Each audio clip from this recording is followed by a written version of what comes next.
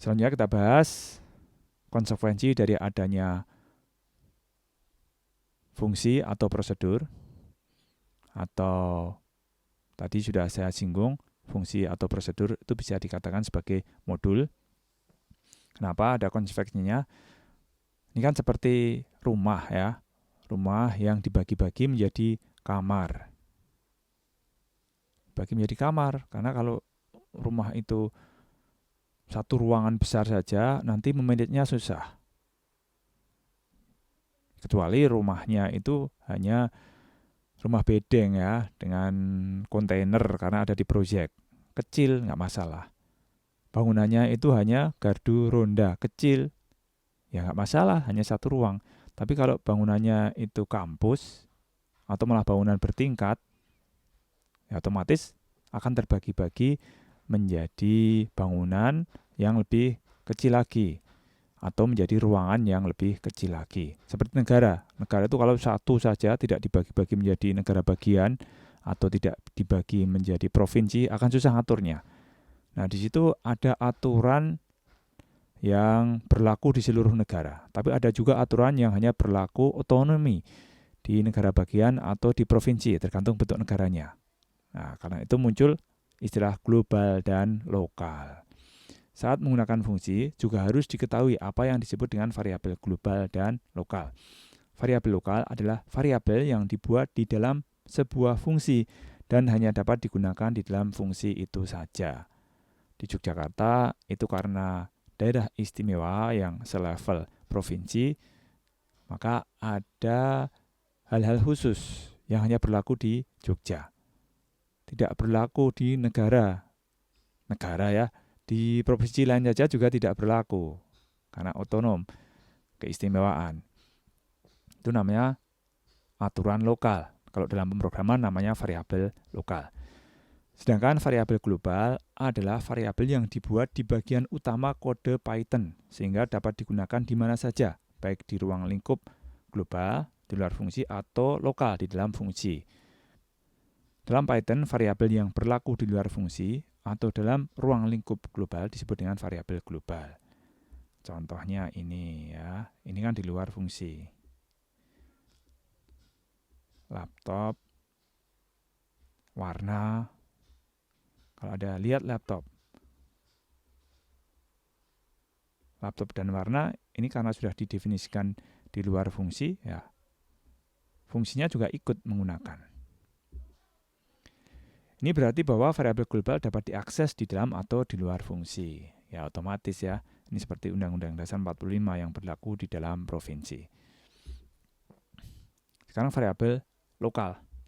Ini ada laptop, Acer, warna biru. Oleh karena di dalam sini sudah ada definisi sendiri mengenai laptop dan warna, maka yang berlaku lokal ya di sini ini. Walaupun tadi laptopnya sudah diisi Acer, maka dia akan tertimpa dengan isian khusus di dalam definisi fungsi lihat laptop. Sehingga kalau ada print laptop warna, maka yang tercetak adalah Asus merah, bukan Acer. Jadi variabel lokal hanya berlaku di dalam fungsi itu atau dalam ruang lingkup lokal dan hanya dapat digunakan di dalam fungsi. Ini kebetulan namanya sama ya. Kalau ternyata ini ada nama yang berbeda, misalnya di sini ada komputer sama dengan desktop. Nanti komputer tidak bisa diberlakukan di luar definisi ini. Untuk memperjelas, ini ada dua contoh yang lain lagi yang akan memperlihatkan adanya variabel global dan lokal. Ini ada X sama dengan 5, kemudian ada definisi fungsi dengan nama foo. Dilompati kan ini, dilompati, tapi di sini dipanggil. Foo-nya dipanggil. Jadi ini dijalankan lebih dulu. Kalau dijalankan, ini karena X sama dengan 10, maka X sama dengan 5-nya kan sudah ganti di sini. Sekarang jadi 10. Print lokal X sama tidak 2X. X-nya berarti bukan 5 tapi 10. Akan tercetak 10. Setelah keluar dari foo, terus ada perintah untuk mencetak X lagi. Global X, D2X. Ya, sekarang X sama dengan 10-nya tadi sudah dilupakan. Yang diingat adalah yang global, yang 5. Jadi akan tercetak global X tidak 25. Dan juga yang sisi kanan. Ini juga akan terjadi hal yang sama seperti yang kiri tadi. Sekarang kita bahas aturan LEGB ya. Ini istilahnya dalam bahasa Inggris sebenarnya ya. Bacanya harusnya LEGB rule. Ini perlu diingat prinsip ini atau aturan ini karena sangat mungkin di dalam fungsi juga ada fungsi. Maka aturannya berlaku seperti ini. Yang paling berkuasa adalah yang built-in. Built-in ini kata kunci ya. Kata kunci atau keyword di dalam bahasa pemrograman. Dalam hal ini adalah keywordnya Python, seperti if, for, dan sebagainya. Kemudian global scope, ini menyangkut variabel global tadi. Kemudian kalau di dalamnya ada fungsi, ya yang di dalam fungsi itu yang sebagai level berikutnya. Atau ini disebut dengan enclosing scope. Kalau di dalamnya ada lagi ya, begitu seterusnya ya, ini namanya enclosing scope. Baru yang level terakhir adalah local scope. Ini contohnya ada 4 level persis seperti itu ya. Tapi kalau nanti di dalamnya ada lagi definisi fungsi lagi ya akan panjang lagi ceritanya. Atau enclosing scope-nya akan nambah. Jadi ini yang terendah adalah X di sini. Yang lokal. Kemudian di luar definisi ini ada X lagi. Ini enclosed scope. Baru global scope. Nah, yang selain built-in memang harus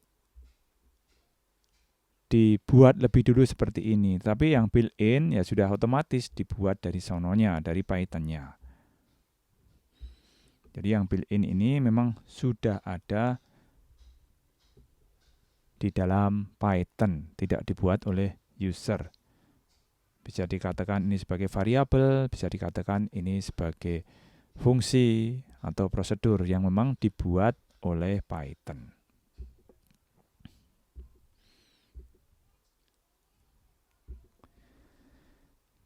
Semua kata kunci, apapun ya, termasuk dalam cakupan built-in ini.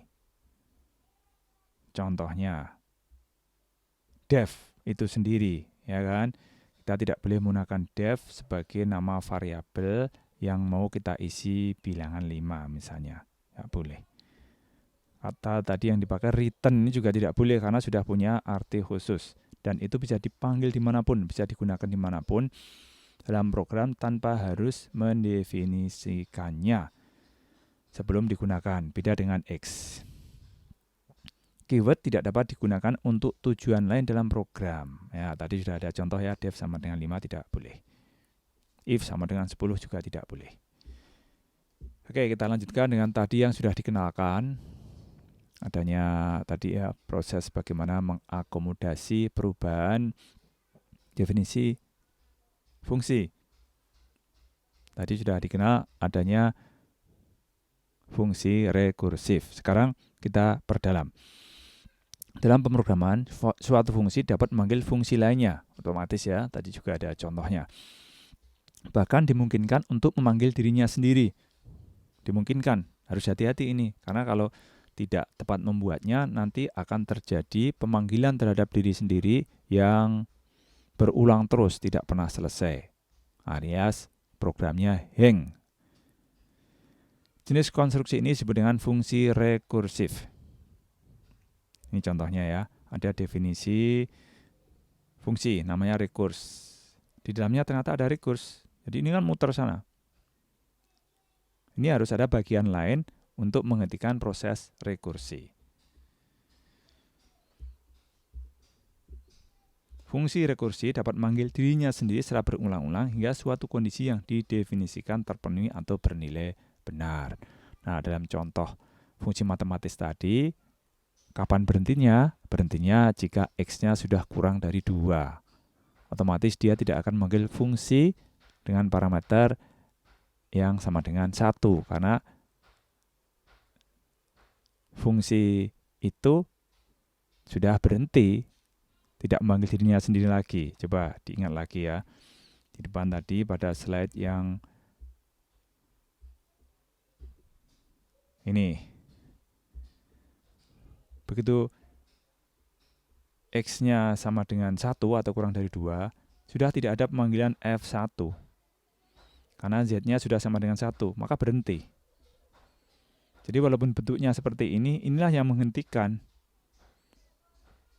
Sedangkan yang buat berulang, ya karena ada parameter dari pemanggilan fungsi terhadap dirinya sendiri. Kecuali ini tidak ada minus satunya, fx lagi ya, muter terus tidak ada hentinya. Tapi karena ini ada pengurangnya 1, dia otomatis berkurang, dan satu saat akan sama dengan 1 dan masuk di sini. Nah, bentuk seperti ini pasti programmer sudah tahu, ini ada batasannya. Jangan sampai memanggil fungsi yang parameternya itu misalnya negatif. Kalau negatif ya sama saja, dia nanti akan muter terus atau cukup berhenti di sini. Tergantung yang mana itu kan. Kalau negatif ya berarti yang di sini. Tapi kalau bentuk fungsi yang lain bisa jadi batasnya tidak 2, tapi batasnya diganti dengan nilai yang lain dan dipanggil fungsinya yang tidak memperhatikan batasan itu, ya otomatis dia akan muter terus. Oke, kita kembali lagi ke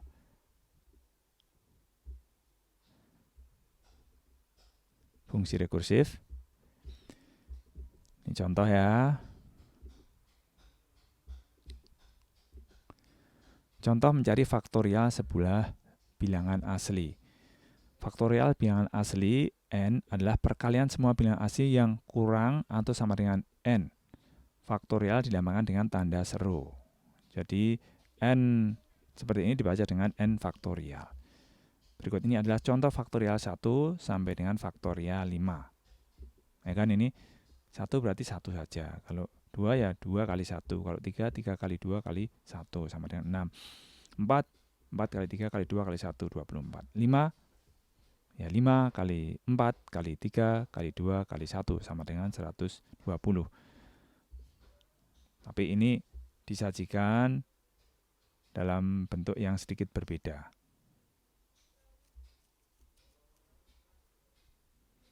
Karena batasnya n sama dengan 1, ya sama saja ya. Tadi kan n-nya kurang dari 2, yang x tadi, x kurang dari 2. Ini yang n sama dengan 1, sama saja.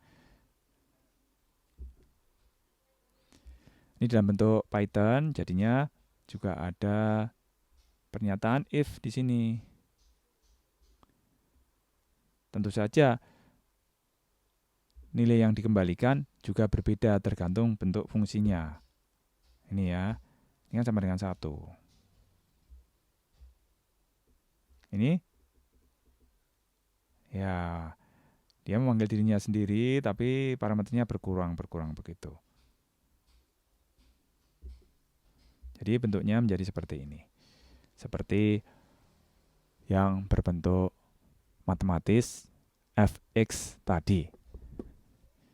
Jadi kalau bil sama dengan 5, kemudian kita ingin menghitung faktorial dari 5, maka cukup dipanggil definisi fungsi faktorial ini dan argumennya adalah 5. Faktorial bil.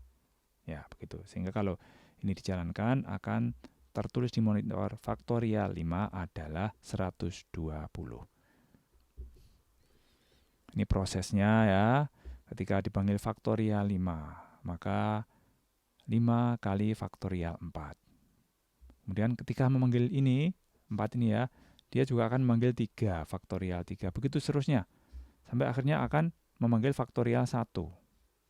Faktorial 1 dia lain adalah 1. Sehingga faktorial 5 tidak lain adalah perkalian 5 kali 4 kali 3 kali 2 kali 1. Begitu asal usulnya. Kenapa ketika faktorial dipanggil dengan bil yang sama dengan 5, yang tampil adalah 120.